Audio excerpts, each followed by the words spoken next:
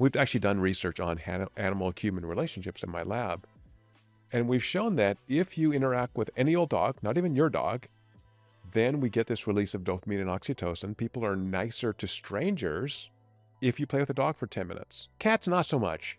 You know, they're more kind of loner creatures. They're not so bad. But if you can, wherever you live, get a dog, it's a great training ground for your own brain, but also to connect to others.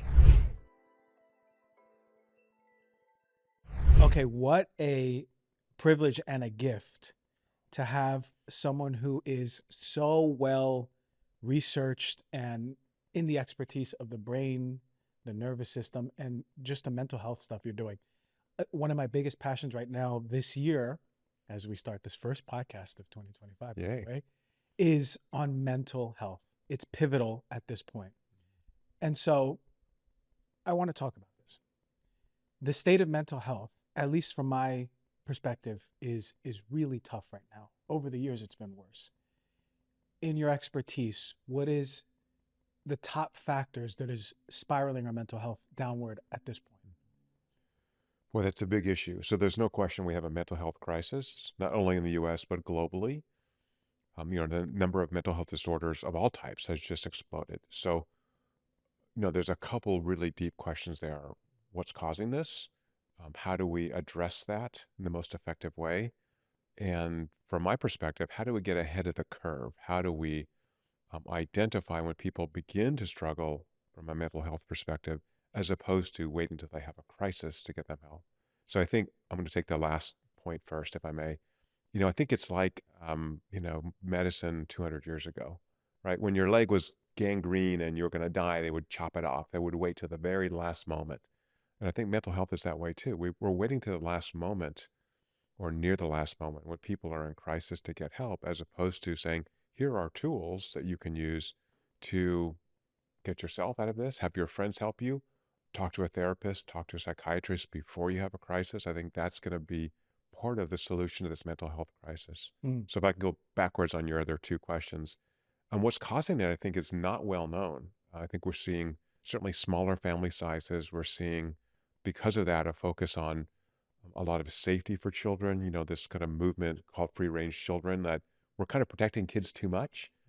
I think there's immune system issues where we're so worried about kids putting their fingers in their mouth, and that there may be some immune kind of gut biome in affecting brain health issues. So I think it's complicated. I don't claim to know the details. I don't think anyone really knows the causes here. But I think we can lean in and go, this is really happening. And the good news is people are much more open about discussing their mental health issues. So I've had, so I run a big lab at Claremont Graduate University, as you know. I've had over 100 PhD students. And 20 years ago, I had, one kid out of 15 or 20 in my lab who'd have a mental health issue, and it was minor. Now it's like 100%. Wow. They're depressed, they're anxious. Now, part of that is just better reporting. And I think that's appropriate, right? And my job as a supervisor, as an advisor, is to help them through this program. It's hard. You've been through it. It's really hard to finish a doctoral program.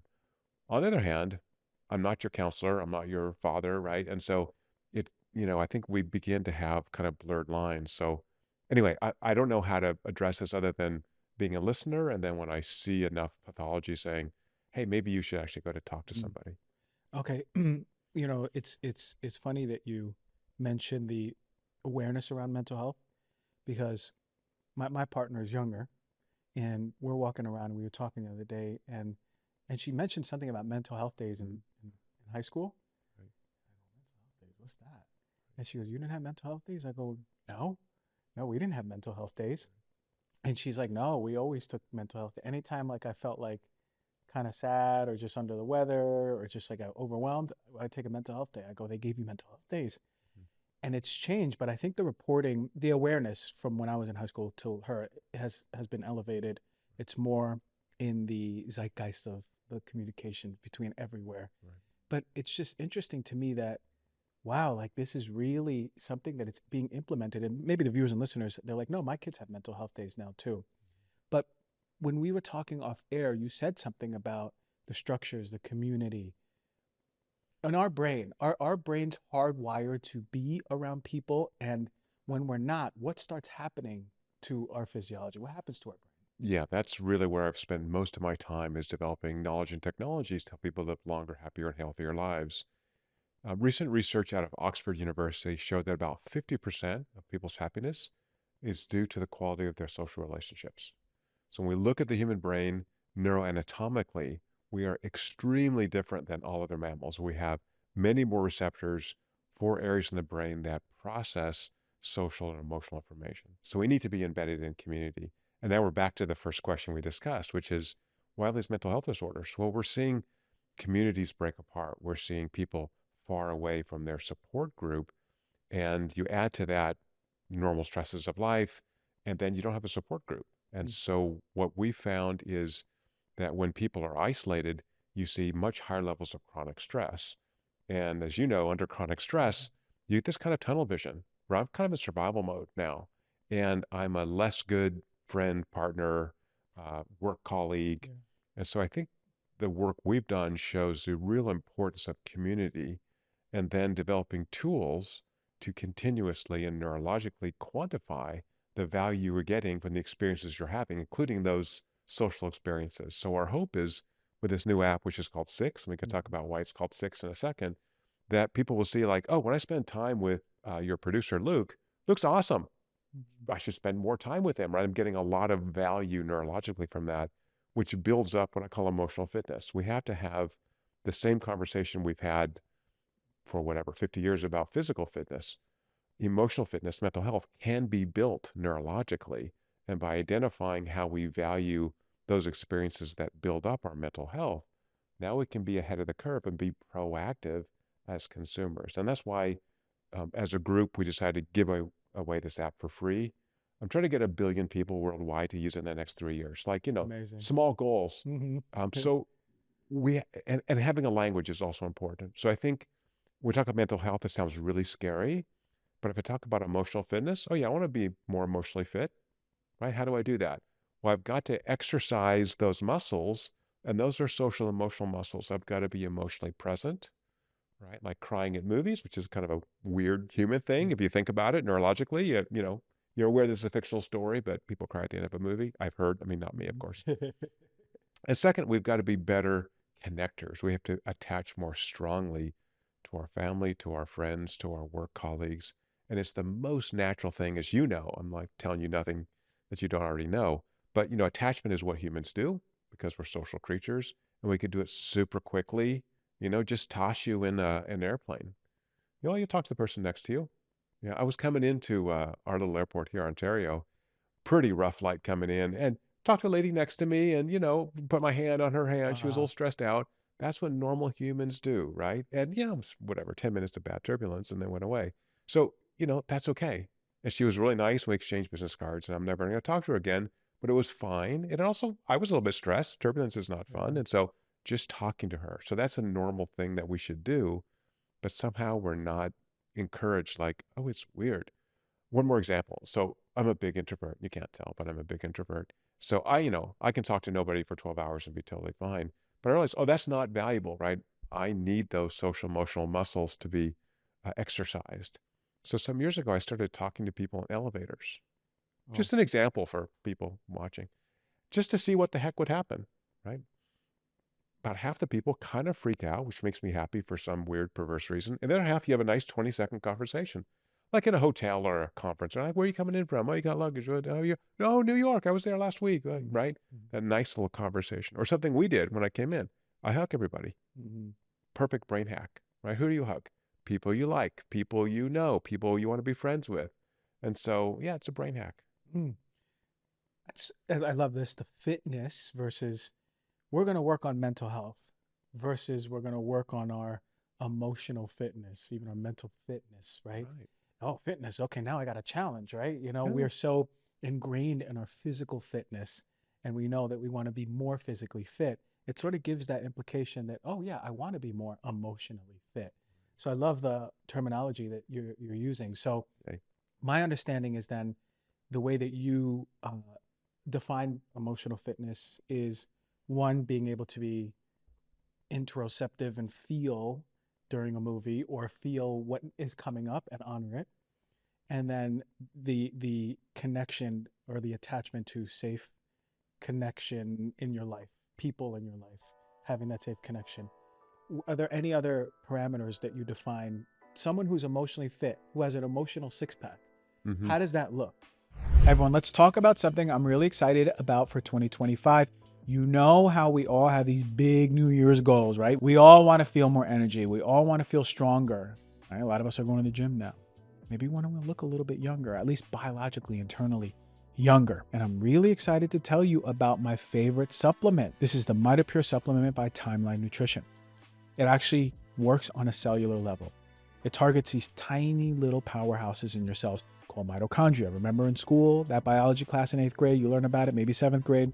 But mitochondria is essential. It is essential for your overall health. It is essential for preventing long-term disease. And the science behind it is incredible. There's this rare compound called urolithin A that helps clear out all of the old, tired, dysfunctional mitochondria so your cells are actually working better. But listen to this. In clinical studies, people saw a double-digit increase in muscle and strength and endurance with their workouts when utilizing this product. And that was the exact thing that got me hooked. That's the exact thing I wanted this company as a sponsor on the podcast, because they have good science behind a really good product. And it's all about optimization. We want to live longer. We want to optimize ourselves. What's really cool is actually you can feel the difference, right? Better energy, faster recovery from workouts, more endurance, all the things we're chasing, especially now in the new year. So if you're over 30 years old, for sure, and you want to optimize your mitochondria and you want to optimize your strength and endurance, here's what you got to do. I take 2 every single morning without fail. And now you, the Heal SF listener, gets a special offer. Just go to timeline.com/DRG33.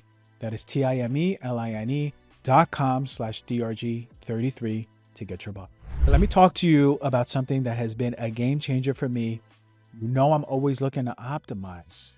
Always. My health, my cells, my body, my nervous system, my skin. And there's a huge range of products that are backed by science. But I'm going to tell you about my favorite one. It's the red light face mask. Super lightweight, doesn't get hot, it's comfortable to wear. And one of the best parts about it is that it utilizes both near infrared and red light to boost collagen and elastin production. That's the secret to younger looking skin. Now, I've tried all the other red light devices before, but what really stands out about Bond Charge is that they removed all that sleep disrupting blue and green light that a lot of those red lights that you find, especially on Amazon, have. It's zero EMF, no flicker, comes with 1-year warranty. And since I started using Bond Charge's red light face mask, my skin has been looking noticeably different. It looks younger. The collagen is making it tighter. It's glowing better. Every time I put up a story, people are like, Dr. G, the skin is skinning, whatever that means. But I know it has to do with this red light that I'm using every single day. It's not just for anti-aging. You can also use it for sore jaws, for migraines, anything, red light, anything that is inflammation based. And it's not just the red light face mask. Go check out their website. They have a whole range of products to help you sleep better, perform better, feel better overall. They have blue light glasses, infrared saunas, EMF protection, you name it. So if you're ready to take your wellness to the next level, I really can't recommend Bond Charge enough. I want you to go over to bondcharge.com and use the coupon code DRG to save 15% on your order. That is BONCHARGE.com. And don't forget to use your code DRG for 15% off discount. If you love the podcast and you want to be down with the Dr. G Heal Thyself community, we give incredible tips every single week on getting a healthier physical, mental, and emotional body. The newest updates of my favorite products, the newest updates of my favorite practices. Stay in the loop by joining the Dr. G community. All you got to do is go to any one of my posts on Instagram and comment the word news. You'll get a DM to join. Great question. So I'm going to just modify what you said just a little bit. Yeah. So we found in the brain the 2 core components that build up your emotional fitness are the ability to be present. Hard. That's associated with dopamine binding to the prefrontal cortex. Really hard. And as you know, there's evidence that we're all getting more ADD-ish. Attention spans are getting shorter. So first, just being present, stopping, slowing down, turn your phone off, right? Don't feel like, isn't it terrible now that, like, I just realized this recently. Every time I brush my teeth, I have to look at my phone for 2 minutes. That's a new thing, right? I mean, I'm older, right? So I wasn't like, what the hell? I have to be entertained at all times. I can't just brush my teeth and let my mind wander. So, okay, so we have to practice on being present. The second is what I call emotional resonance, which is associated with the binding of another neurochemical, oxytocin. So dopamine and oxytocin interact in fairly complex ways that induce electrical activity that we can measure in the brain. We can do this with big machines, but we can actually do it by pulling signals and applying algorithms to smartwatches and fitness wearables. So it turns out, as we discussed, before we started recording, your brain's connected to a body. Mm. It's all body, right? We call it brain, but it's just the central nervous system. And so we can actually get signals from the cranial nerves. Some of those pass through the heart. So we're feeding in heart rate, don't use heart rate, but we're actually capturing the value that the brain gets from social emotional experiences. So again, I could be in a movie and have a very valuable emotional experience, or I could be with my kids or be with my dear friend I haven't seen in a while. That could be a high value experience. So we showed that these experiences, while they can happen alone, I don't know, watching a sunrise from the mountain could be Yeah. a kind of a really valuable experience. They're almost always more valuable when it includes a social component. Wow. So I think that's Okay. what's missing is that social. Watching a sunrise from the top of a mountain, awesome. Watching with someone you care about or just someone you like, much better, right? That's like Yes. traveling. Yes. I've traveled by myself around the world. I'm sure you have too. Great. But when you have someone to share that with, like, oh my gosh, can you believe the Mm. statue of David in Florence? Like, can you believe this guy sculpted this thing? Like, it's as opposed to having that conversation in your head. So just to finish that conversation, we showed in published research that you need 6 of these high value, neurologically measurable experiences per day to build your emotional fitness. Wow. With so 6 is not bad. It's easy goal, right? It's like doing 10,000 steps or doing 10 push-ups or whatever that thing is. And the app will measure that automatically for you, so you don't have to worry about journaling or something else, which is fine. There's no problem with that, but it's kind of a pain, right? So it has a friction. 4, you're maintaining. 3 or less, you have depressive symptoms. You're socially withdrawn. You're not engaged emotionally in life. And so, yeah, people have low energy and low mood. So when you look at these data, they have very interesting patterns. So they're used, for example, to help employees be emotionally fit. Emotionally fit employees are more productive. They enjoy their jobs more. They're less likely to quit their jobs.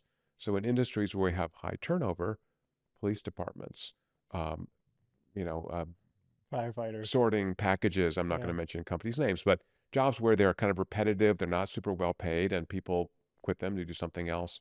Giving people tools to say, oh, here are the parts of my life that are not so valuable to me, and here's the things I really love doing. Maybe instead of sorting packages, I should be talking to people or Yeah. being on the line talking to customers, or maybe I'm an introvert and I just love sorting packages and I'm good and I get all my emotionally valuable experiences outside of work. That's okay too. Mm. I have a lot of questions now that are Yeah. coming up. So, and that's why it's called a 6 app. I get it Right. now. So, to be clear, and the way I understood it is we need 6 shared emotional experiences a day. Not necessarily shared, but if they're shared, the value is almost always higher. So it's not an average value. It's these peak experiences that we get. Hmm. So your producer Luke has a 2-year-old daughter. So when his daughter runs and jumps in his arm, I love you, Daddy. Yeah. Peak experience. Come on, Peak. that's fact, right? When your partner surprises you with something that you really like, peak experience, Hmm. right? So Hmm. yeah, so they could happen alone. And interestingly, and maybe this is a tangent we want to go on, we actually see more peak experiences for most people at work than at leisure. Hmm. Seems weird, first of all. Why? Well, at leisure, we're kind of hanging out, we're just doing stuff, and there's not a challenge. So these peak experiences, like working out physically, have to be a little bit challenging to be valuable enough I for see. your brain. Yeah. And so when I'm at work, I have people, and work is basically a service job. All work is service at some level. That's why customers pay for Mhm. something. So I have a goal. I have people I'm working with, my teammates. And so I have this sort of challenge stress of trying to get something done that makes it more valuable. So again, for listeners, I'm sorry, I'm just a long answer to a short question. The brain's very lazy in some sense because it takes so much energy to run that we just want to kind of cruise most of the time.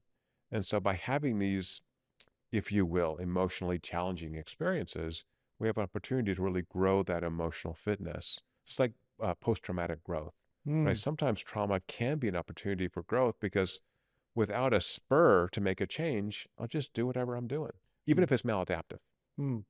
Okay, so the 6 are do they have to be emotional experiences, or can it just be like not outwardly emotion, like not like I'm No, crying, it's all inward. or So these are neurologic, oh, so it's just a 1 second neurological frequency process. signals. Yeah, So exactly. if I'm surprised with a my favorite brownie from my favorite healthy pastry place Yeah.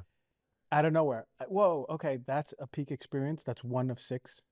Could be if it's peaking up. Like if you get that brownie every day, No, no, no. you If I acclimate haven't to it. had it in You're months, right. You're surprised. I'm And even surprised. better, someone you really like shows up and surprises you with it. Oh, that's great. Okay, so that counts as one. Neurologically. So we're not counting consciously. So we actually look at self-report versus the neurologic data, almost about no correlation. Oh, I We see. actually don't know our own peak experience. Isn't that weird? Mm.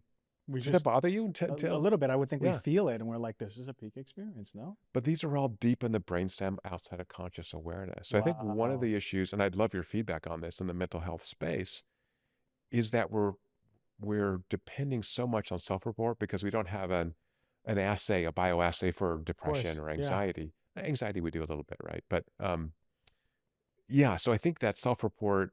Uh, so my experience is more with you know frank psychiatric patients, inpatients, and in that case, their brains are not working well at all. And whatever that patient tells you, you need to discount, grossly because their brains, by definition, their brains aren't working well. So you talk to the family, you talk to the friends, you get some other feedback. Yeah. So I think that's one of the issues with mental health as well, is that we have this inability to know our unconscious emotional states with real clarity, unless they're extreme. Yeah. I'm super angry with my wife, which I never am, of course. I know that, or super happy with her or whatever. Yeah. So it would be six emotional experiences. Yeah. Just something that elicits, and you're saying more so at work is where it Isn't that happens. wild? Yeah. So okay. Now, does it have to be positive emotions, or what if it's a experience where I start crying, and that's quote unquote a negative emotion? Yeah. Like, is that a one of the six? Does that count as a That's a six? great question. It is generally so in the data. So we have over 50,000 observations. We use a bad word. We have a lot of data. It's a lot of data. Okay. So what we find is overwhelmingly, maybe 80% are positive experiences. Go to the movies, taking a walk with my friends, being surprised with a brownie. Some are negative. So we had an early user of version 1 of the app, the 6 app, who emailed me because she's a super fan. So she has my email. And she got in a very minor car accident. An older woman kind of backed into her, and then this woman was kind of distraught. And anyway, our user emailed me. She goes, "I had a peak experience in this minor car accident, and I was checking on this woman. Does she need an ambulance?" And she was kind of confused. And I said, "Of course, that was emotional. It was social, and it was important. Your brain put a lot of energy into it." So again, it's like post-traumatic growth. None of us would want to have trauma in our lives. This is a world you live in. But sometimes that trauma it can be cast as valuable, right? I see. Yeah. So she got into an accident. It was emotionally charged, but she helped the people involved. She felt that she was altruistic, and it gave her a sense of a positive I experience. don't think she felt any of that. I think she Mm. was just shocked when she saw the app on her phone and reflected and go, "Oh, 2:15 p.m. Holy crap, that's when I got in that car accident. Why was that a high value moment for me?" But Okay, she wait. did all the right things, right? But the app tracked it? Yeah, the app tracked it Was it a wearable? with a wearable. Yeah. Oh, I got it. Yeah, It's on yeah, the sorry. wrist? Yeah, so smartwatches, fitness wearables, we're device agnostic. Okay, So amazing. so we're getting data from the cranial nerves, and again, the sort of magic of this just took me 25 years, so no big deal. But the magic is some of those cranial nerves pass through the heart. So we can Yeah. use a standard kind of green laser heart rate sensor, but we wrote code that lets infer what's happening in the brain because the heart is under control of the brain. So is it mostly Vegas centric then? It's a good guess. So it's cranial nerves 9 and 10. So 10 is Okay, Vegas. Yeah, cool, good one. cool, amazing. I Yeah. love this. That's incredible. Okay, this is where there was I missed it. I didn't know there was a wearable component. I'm sorry, I Now didn't I'm say getting it. it. No, no, no, Yeah. no. You probably sent that, but now I get it. I know that there was the app. So this is incredible. Um, because now you're seeing, and you have a lot of 50,000 is a lot. Yeah. So you're saying if we don't have these six social emotional experiences, and if we have three or under, we start falling towards depression. Right. Wow. On average, where are people falling then? Around, yeah, 4. It's highly variable, which is interesting. So when we look at the data, People have more high value moments on Fridays than on Mondays. Those are generally working people. Not Yeah. surprising, right? Yeah. Fewer on the weekends. Fridays are generally more than Saturday or Sundays.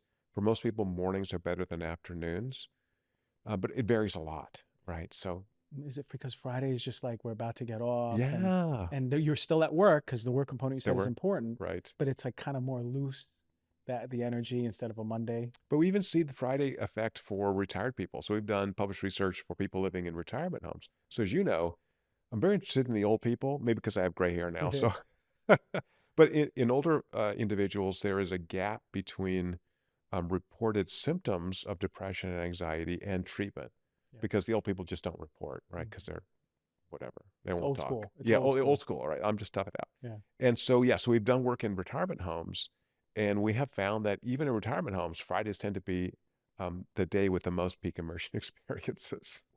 Oh, Fridays are the day. Why? I have no idea. Maybe they have more events in those retirement homes on Yeah. Fridays. Maybe it's It feels like they're primed for the weekend, so it's just like this yeah. excitement and openness, and it feels like people are more social. I don't know. When I worked in my residency in the hospital, Fridays it was always kind of like a buzz. What are you guys doing later? That's You right. know, We're getting it out was of like a here. little excitement, you know. Yeah. So I don't know, but But it also comes from the I think the employees. I think you made a great point. Can I just follow up on yeah, that? yeah, We found that so this neurologic state of value I've called immersion, it's a combination of neural signals, I have to give it a name, that this peak immersion experiences are contagious. So if the employees are like, I'm buzzing, say, hey, we got the weekend, I'm gonna go out, we're gonna have fun. Well, that gets infected to the residents or the customers at your business or your friends. You get that sort of infection of emotion. And I think that's one of the most important things for listeners, which is our emotional states depend radically on the people we are around. You know this more than anybody. If you're around people who are unhappy, neurotic, anxious, you're going to absorb that because we're empathic. We can't help it. Except for Luke, who's a psychopath, but everybody else is good. But we're around people who are happy, who are excited, who have energy. We pick that up, right? Think about, again, going out to a movie or a bar by yourself. We've all done it. It's okay. But going with a group of people you really like, oh yeah, that amps it up, man. yeah. It does amp it up. And what's happening? Is it that how we absorb? Is it energetic absorb, and we can't measure that energy, or is there signals that neurologically we're reading that are putting these neurotransmitters in our brain, and we're feeling better? Like what's happening that it's so contagious in our brain? Right. So we're getting that dopamine and oxytocin effect, right? So Nice. oxytocin is this social chemical. So I can release a little bit if I watch a movie by myself, has a social component. But when I'm around other people, oxytocin increases our empathy, our ability to be better partners, friends, people around us. And that dopamine is that presence thing. So think about when you're at a bar having super fun with your friends. You're not even listening to them. You don't care. You're having this great conversation. You're laughing. That's a dopaminergic effect. And so by having both of those, and again, having a language like emotional fitness, oh, yeah, I need to have some fun in my life. So, again, for people watching, go have fun Go have fun. and go have fun with your friends. It's okay. You're allowed. You worked hard all week. It's Friday, it's Saturday, whatever it is. Go knock yourself out. Yeah, that's it's so. I feel like in this world of like trauma work, there's a hole that people get in, um, and it's being stuck in this cycle of I'm working through something. I need to get out of this. I'm working, and we forget that also there's a joy component that having fun or being loose or being around people that's okay while you're doing the dark work on the inside. Um, but I sense that 2025 is going to be a theme of like, okay, let's get back to our joy, our child play, the inside of us that really loves to laugh or be silly. I feel like that's coming. I feel I'm very attuned to like how these things shift, and I sense that that's really coming, and it's the perfect time because this big community thing. I remember years ago I was talking about community. People were like, oh, they kind of got it. I was talking about research is showing community is more important than many of the factors we're looking at as doctors, even like cholesterol levels. Like, Right. whoa, smoking, alcohol, that community it plays a more major role in long-term mortality. It's incredible. Right. But hearing you talk about it, it seems like there's that those neurotransmitters and hormones flowing through our body that in itself are physiologically healing to our overall our whole body. even if we're in sickness, being around people and enjoy and having that flush of all of those beautiful molecules, that's the healing that we need now. It is, yeah. So the data show that having a rich social network is twice as important to extending longevity than is quitting smoking. And smoking is the killer, right? So it's that important. Yeah. So these neurochemicals do a number of things in the brain and the body, but in particular, they modulate chronic stress, they improve the immune system. And so I think, we got a little bit freaked out during the COVID times, like, oh my God, I'm around people. But it's those people that give us that contagion of positive emotion that improve our underlying neurologic state and our not only emotional state, but yeah, our immune system. And happy people live longer. So, like I always say, like invest in yourself. You're worth it. You're allowed to be happy. Go Yeah. for it. You're allowed to be happy. We Yeah. sort of like forget that, right? Like Yeah. we kind of just stay in this cycle of sadness and self-loathing. Especially Americans. Don't you find this? Oh my God. You You go go to to Europe, Europe, everyone feels great. they're having a great time. Yeah. There's Have some people wine with lunch and yeah, all right. there's people in a small little coffee table packed in a circle. No one's complaining about the size of the table. They're laughing, they're drinking, Right. they're smoking cigarettes. And I'm Right. like, those people are more healthy than the people out here. And it's incredible. And that made me think about blue zones, right? Right. Everyone's like, well, people smoke in blue zones and they drink wine. And I'm like, well, it's a completely different sense of community, social network, confidence, the connection. Mhm. We're so much more isolated here. So you're saying on average, most people are living three and under as far as the six 3 to 4 is experiences? the Three average. to Yeah. four. So most people are kind of on that edge of just sort of maintaining themselves. Um, and by the way, in the app, we built in the social component. So you actually can share not all your data, but just sort of red or green with your friend. So I can say, oh, yeah, Christian's in the red zone. So I should call him up. Oh, my God forbid, talk on the phone or bring him a brownie. Apparently, he loves these Right. brownies from the bakery around the corner. Yeah. So I think by building on that community focus first, before we go to mental health professionals. And so I think the real paradox in all of this is the most interesting part, which is how do I build those strong social relationships? Mm, Even if I'm the biggest selfish jerk ever, if I want people to be connected to me, be attached to me, I've got to invest in other people. And so even if you're introverted like me, you have to spend time investing in relationships. So as my kids got older, I had a little more free time and I started investing in like finding friends who will do stuff I like doing. I'm an outdoors person. And so I found a great group of guy friends and we like almost every weekend go in the mountains, get dirty, hike around, do whatever stupid boy stuff that we do. And man, these are like now brothers to me. Like we've been through some stuff together. That's the sort of challenge stress that's important for building relationships. We've had a couple of hairy things happen once in a while. You're out in the country by yourself and all yeah. kinds of crazy stuff happens. So you want those experiences. Again, for listeners, could be skydiving, hot air balloon, take a helicopter ride over Santa Monica at sunset, whatever that is. Try to do some of those really high value experiences that build memories, build relationships, and invest in other people. By the way, start thinking about this with food too. When you're younger and like your income's not so high, you think, oh, well, you know, Kristen's got to pay for dinner. I paid last time. I don't care now. I have enough money. I'm completely could care less. I'm Mm, happy to take you to dinner every time we go out mhm, because these are my dear friends. Why I'm happy to pay. It doesn't matter. mm, So when mm, you think about that as an investment in a relationship, oh yeah, the money's irrelevant. It's the value, the love, the attachment, whatever mm, words you want to use. mm. I'm thinking about how important it is to create that community. But what about the people of you and listening go, I don't have any friends. Like it's hard for me to make friends as an adult. I had all these friends in college. And I noticed like if I didn't have a good community here Right. and I didn't know, I mean, I came here not knowing anyone and I just happened to like befriend someone who had all these friends and then we all became friends. But if I never did that and I didn't have good social skills, there's a lot of people viewing this and go, I'm alone. I don't have friends. I'm in the middle of Billings, Montana, you know? Right. How is there a step that first step that people can take to start building this most important parameter for health, which we're talking about is community? Right. I think for several suggestions. One is people you work with. right? Now, if you work remotely, it's a little bit harder for sure. But if you have a physical in-office space, arrange a happy hour. Let's go get pizza and beer on Friday Mm. night, right? So you can start to build it with the people you work with. And by the way, even if you're a, you know, supervisor of people, you can be friends with people you supervise. It's no problem. People understand that someone's got to be in charge, and that's okay. It doesn't mean you lose authority. So let's forget that crap. Number one. Number two, volunteering is a great way to do it. So I recently moved back to San Diego after 20 years. And so I'm reestablishing a lot of those friendships I had from long ago, but also joined a volunteer organization. So I'm an outdoors guy. I'm on trails a lot. So I just volunteered to clear trails.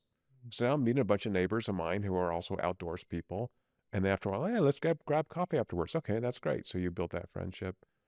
And then finally, for people who are really struggling to build those relationships, dogs are our best method to That's it. exercise those emotional fitness muscles. So they will always be your friend. And by the way, if you go walk a dog, I have dogs, so I walk them every day. I met everybody in my Easy. new neighborhood. Yeah. Because if you have a dog, you're seen as trustworthy. Everyone wants to see the dog. Oh, what kind of dog is that? Oh, wow, that's okay. Yeah. I had one of those German Shepherds when I was a kid, right? So when I moved, I mean, I moved 6 months ago. I've met all my neighbors by walking my dog, Wow. right? So again, walking about, I'm a big guy, 6'4".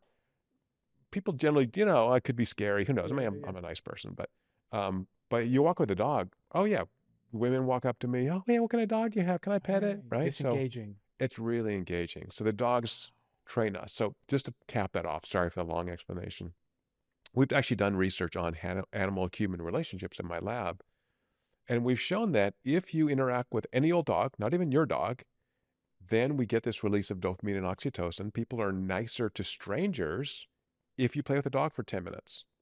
And of course, the dog loves it too. So, cats, and we did the dog versus cat study. Of course, what's the control? Cats. Cats, not so much. They're more kind of loner creatures. They're not so bad. But if you can, wherever you live, get a dog, it's a great training ground for your own brain, but also to connect to others.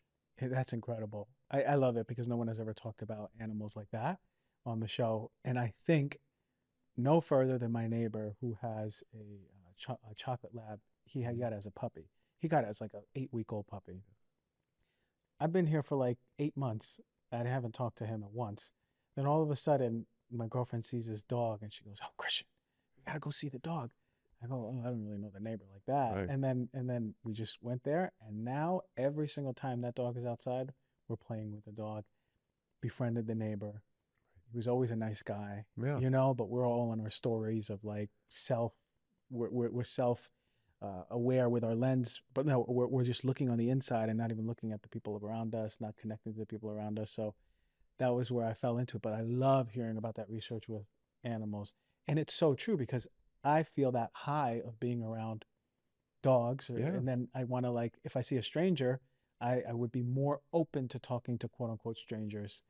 So I That's want to that's know if you've incredible stuff. invited your neighbor now for happy hour or over for Not coffee. not yet, but That's next. that's the next move. Okay. That's the I'm next move. expecting an email in a couple of Exactly. weeks. Yeah, yeah, yeah. Right. That's the next move, right? Why Because not? Yeah, like, hey, you're a cool guy. Want to grab a coffee? Yeah, let's learn more about each other. that's good. You don't have to say the second part. That sounds kind of weird, but And we've been talking about coffee shops, so that's yeah. pretty interesting. Our favorite ones in the neighborhood. Intelligentsia is just down the road. I was Right? there. Exactly. Exactly. So for the viewers and listeners who go, I can't make any friends. I'm an adult. What I'm hearing from you is you put yourself out there Right. just a little bit. Create a So happy the hour. talking in elevators, just practice it a little bit. Practice it a little bit. Say Start hi. getting that muscle going. Right. I love the idea of volunteering, and you feel good when you volunteer. Absolutely. Your neurochemistry's on fire in the best way. Oh, last time I was clearing trails, I think 40 people thanked me for volunteering. I'm like, oh, wow, these people are so nice. They're Yeah. lovely people. Yeah, you have a new experience of like what the world is. I think a lot of us are have these traumas where we don't feel safe in the world, right? A lot of people have had a traumatic experience with people outside of them, right? Right. Like that's how it usually happens. Yeah. And their perspective of the world is that it's not safe. So, like when I work with my students that I teach, part of the program is for them to talk to a stranger every day. And that just happened intuitively because I'm like, okay, how can I reestablish that the world is safe? And that was the quickest way that I I would love think, it. Yeah. right? And this is transformative. So I'm totally with you. That talking to strangers is transformative for people's nervous systems. It's usually like a 12-week program, and by week 6 or 5, they're like, I feel so good walking out. I feel so like my back is up and my head is up and I'm smiling. The whole posture is different because now their heart is open and they're accepting conversations with strangers. And we're talking about, I say, hey, connect to the heart and then have the conversation. First, you don't want it to come from your ego. Really feel from the heart, giving a compliment. So that's why I say the compliment. I love that that is integrated into your work. But one thing that I started thinking about was this. You say peak social emotional experiences. And I'm thinking, okay, social. But does that mean we can do it on the phone? Can we do it on Zoom? Or does it have to be in person? Great question. Pre-COVID, we actually did research on this. We looked at texting someone that you like, doing Zoom or video conference or in person. And we found that for text, you get about half of the emotional response physiologically, half as in person. On Zoom, between 70 and 80%, depending on how well you know that person. Video conference is pretty good, right? And so, yeah, surprisingly, the brain doesn't seem to care as much. We're back to kind of like crying at movies, which again, for me, neurologically is a very odd thing. If you're cognitively intact, you know this is a fictional story, etc. Why would you cry at a movie? Because we're such social creatures that we get absorbed, we get immersed in that experience. So yeah, so for people who have trouble connecting to others, the video conference, great. The video is important because we get so much information from the face, right? So those expressions, um, and I'm old enough that I can tell all my friends that I love them. Even my guy friends, and like, it's weird when you're younger, but when you're old, you just don't care anymore. Like, man, I love you. You're awesome. So, how about telling one person a day you love them?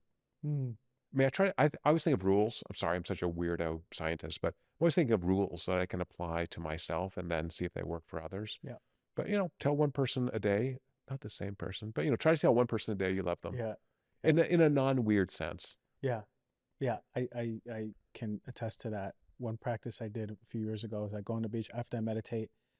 At the end of meditation, I go, okay, give me one person I should reach out to. And then I reach out and then I just write something like a memory and then say, I haven't talked to you in a while, cousin, but I love you and I miss you.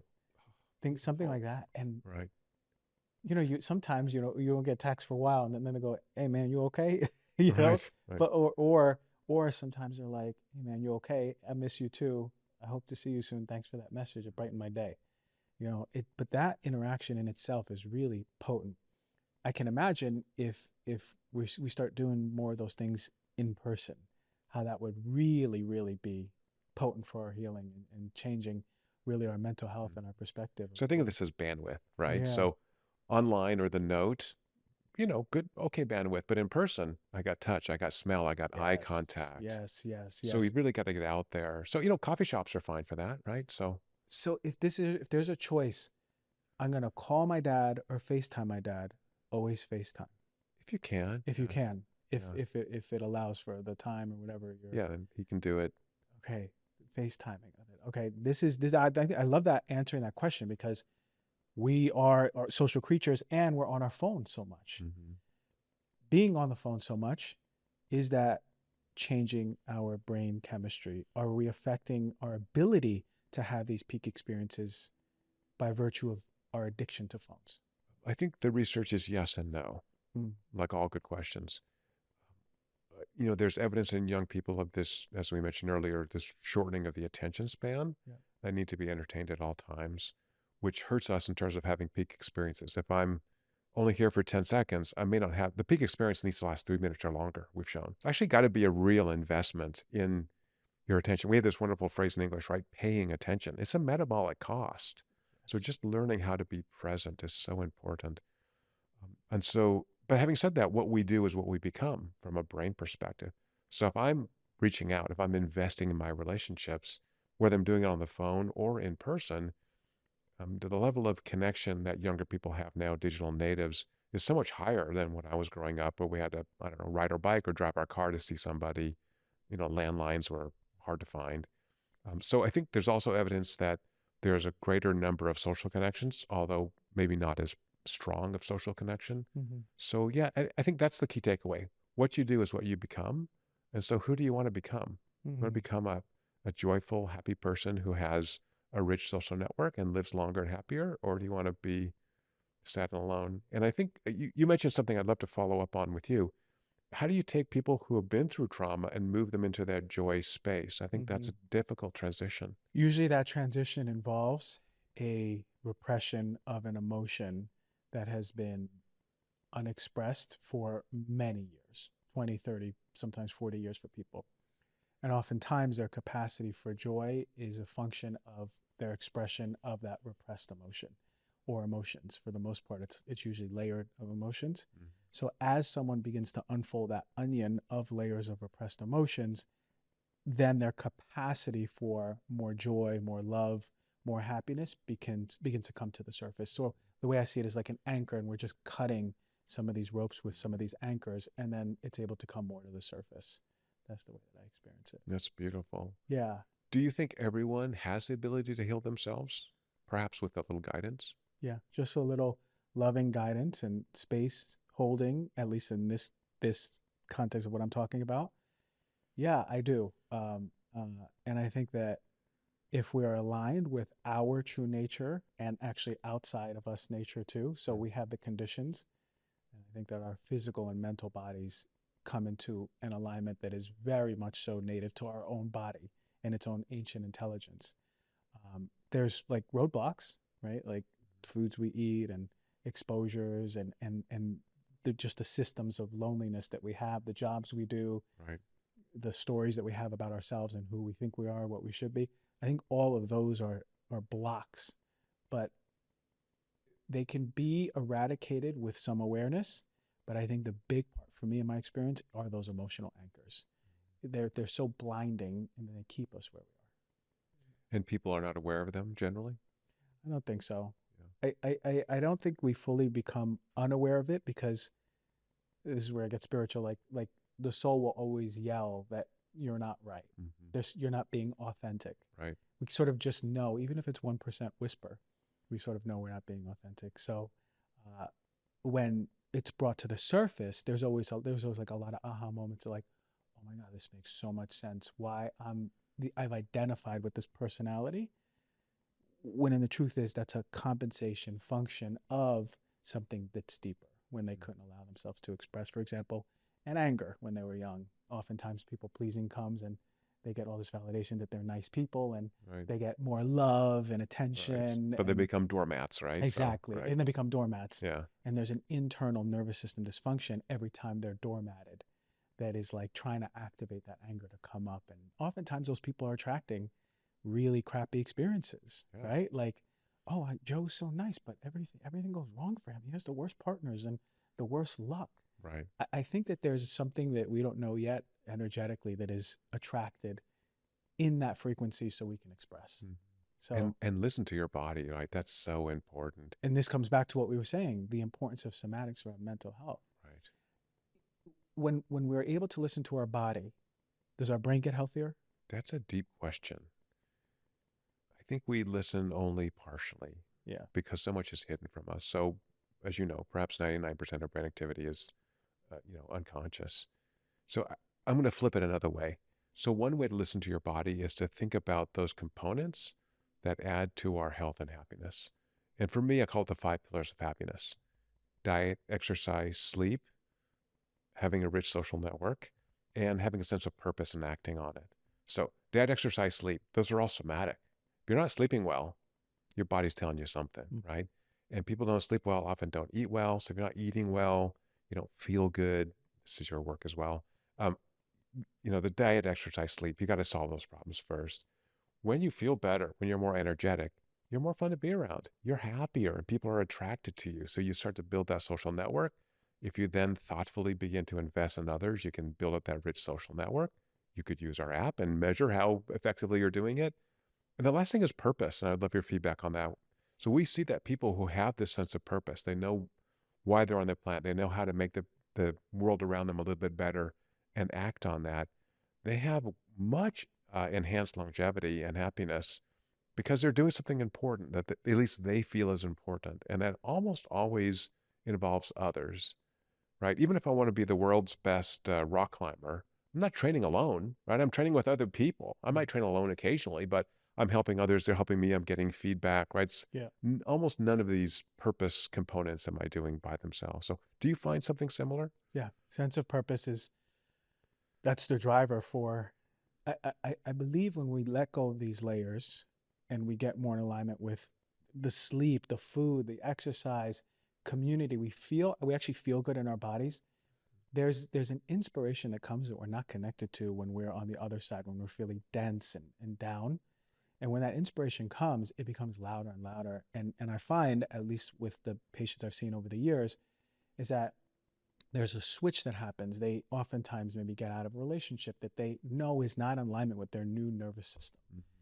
And the more decisions they make to be in alignment, the more it becomes louder and louder. And they go, why am I in this job? And then that's when they start getting inspiration. I always been good at this. Why didn't I follow this? Or I love working with X, Y, and Z. Why haven't I done this? And that's when you see the big breaks in people's health.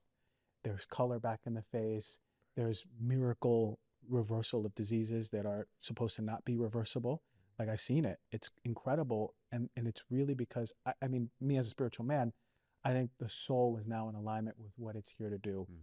And it's using the tools of what the person was gifted with to express that, you know? But you're right. It's for me, it's always, I'm seeing that it's a social component. It's in service to humanity for the better. That's the big thing. And then you get a positive feedback loop. Then people are happy to be around you. Of I course. love what you said about people walking straight up and their rosy cheeks. The You can kind of posture. see people who are like, they're turned on. I work a lot with organizations and I'll walk in a business and I'll see people with their Yes. shoulders slumped and they're shuffling. I'm like, man, this is not a fun place to work. Like You these, can tell. either you're in the culture is toxic or something, or you're in the wrong Mm, job. mm. So I, have started companies and run a big lab. And so I fired up a lot of people in my life, almost all of whom would take me lunch afterwards because you just see like they're beat down. We both thought you'd be great here and we've tried and tried or you've been here 3 years and now it's kind of time to go. Like you've kind of maxed out.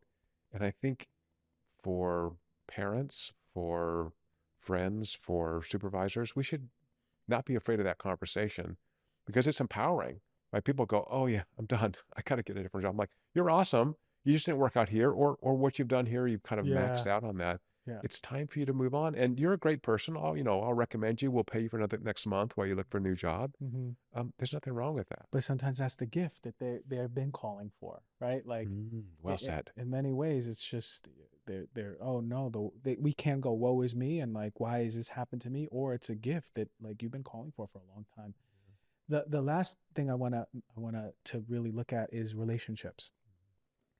If someone's living with a partner that is not in alignment with them, they are arguing, they're just not in a good relationship.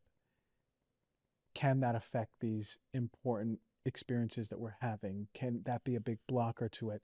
If someone's really in a daily stressor, high level, is that overriding all of these beneficial effects of having these peak experiences? Like all good questions, sometimes, Mm, generally, yes. So one of the precursors to having a high value emotional experience is that you are present. And if you have a lot of chronic stress, like from a relationship, again, I'm always thinking about bandwidth in the brain. You're burning a lot of bandwidth on just survival, like, oh, I got to go home in 2 hours to this person, right? That's just taking a lot of energy away from you being present, you being emotionally open. So the thing about emotional fitness is because we can build it, we get better. It becomes easier to be emotionally open and to allow yourself to take in everything around you and also to be vulnerable and get hurt sometimes. mhm. And I think when we're closed off and we're so worried about being injured emotionally, then we become people, even at work, even at leisure, because we've been trained to have that kind of expect the trauma, so it's going to Yeah. happen, and it becomes a self-fulfilling prophecy. So again, I think what you said was just perfectly apt, which is you got to listen to your body. Mhm. And if you're not sleeping well, if you're not eating well, if you have no energy to take a walk for 15 minutes, something in your life probably is not going well. Could be a medical issue. I mean, who knows? But oftentimes it's relationship issues, Yeah. right? I mean, that's the first place I would look at. Pay attention to that. Yeah. And Um, have that difficult conversation. I think, I know we're running yeah, long yeah, now, no, but no, go ahead, go ahead. I mean, there's an article in New Yorker 20 years ago, New Yorker magazine, that talked about how dumb it is in the current world to stand in front of all your friends and get married and say, I'm going to live with this person forever.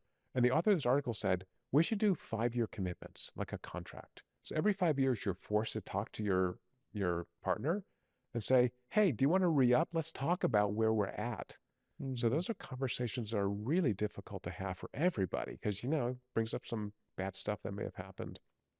But if it's goal oriented, if it's future oriented, I think those are important conversations to have. And sometimes a therapist can facilitate those, of Yeah, course. yeah. But I think of these sort of 5-year windows in my own life, because my kids now are out of the house, my wife and I get to renegotiate everything. Where are we going to live? What are we going to do? When do we Yeah. retire? What do we want our relationship to be like? How much travel? But we waited 25 years to have that conversation. Long time. Yeah, a Yeah. lot of Things happen. The things. kids, raising the You get too kids, this busy. school, you get too Yeah. busy. It's nice. My partner and I are dedicating like right before New Year's to have, we did it a few days ago, like the New Year's Eve, and we did like a audit of like all of the things that we really want to look at from the past this year and looking forward to the future. And it was like an hour, but it was a good hour. It was like, oh, actually I want to do more of this. This would make me happy in the relationship. Mhm. Sure, let's do more of that. And that feels good. So whatever amount of time, just picking something that you could stick to would be really important in the relationship, because like you said, like that stressor every single day. Even if you go to work, work was stressful. Now I'm going to go home. Home is going to be stressful. That's dysregulating you big time. Absolutely. It's taking away from the joy and the happiness and the Right. social connection that we've been talking But about. we still need that challenge stress, right? We still like working out physically. You need Right, that. right. We need to do something. Chris Rock has this piece. I'll clean it up a little bit. But what do you need to have a good relationship? Sex and travel, right? Travel gives you an adventure, right? You're doing something, and sex obviously is important. So, Yeah. if one of those two things are missing in your relationship, and travel, take it as, could be going to the beach on the weekend, who knows? Hmm. But I think having those adventures is important because they challenge you in a way that builds that relationship, like the hot air ballooning I discussed or skydiving. It's true. Outside of the home challenges, especially in traveling, and overcoming those brings people closer together for sure. Um, all right. So the six app, free. Free, Okay. And there's a wearable component. right? Where do we get that? Is it like Any on? wearable, yeah, we basically support anything, I Apple Watch, see. yeah, Fitbit, Whoop, anything people have. We're just adding an Aura Ring this week. So You're going to be connected to the Aura Ring Aura, this yeah. week? So Okay, we don't really amazing. care what wearable you have. But yeah, the website's your six, the number six, your6.com. We have your six, we usually have your back. Amazing. And just have that language about emotional fitness and having that discussion. What really brings me joy? Well, let's find out. Let's see what my brain digs. Wow, it's personalized. You get to see the things in your day. And I'll ask you, if I'm wearing this and I'm at work, is there a notification that comes up that you just had a really nice social, emotional, immersive experience?